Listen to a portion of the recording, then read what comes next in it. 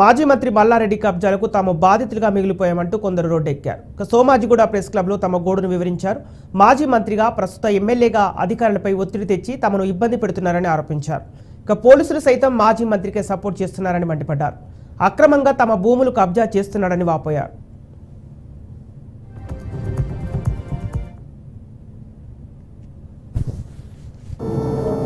నేను ఈ 9 మంది షెడ్యూల్లో నేను ఒక వన్ ఆఫ్ ది మెంబర్ను.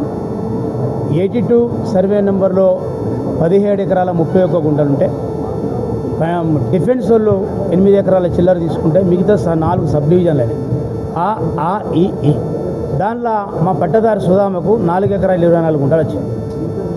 ధూల్చంద్ దగ్గర నుంచి వెళ్ళి మల్లారెడ్డి గారికి 82 సర్వే నెంబర్ బై ఆలా 1 ఎకరం 29 గుంటలు వచ్చింది. మళ్ళీ ఇప్పుడు మొన్న గడబడి అయిన తర్వాత లొల్లి అయిన తర్వాత మల్లారెడ్డి రాజశేఖర్ రెడ్డి తర్వాత పోలీసు రెవెన్యూలు కలిసి అక్కడనే కూర్చుండి సర్వే అయిపోయేదాకా టోటల్ 82, 83 టోటల్ కొలవడం జరిగింది.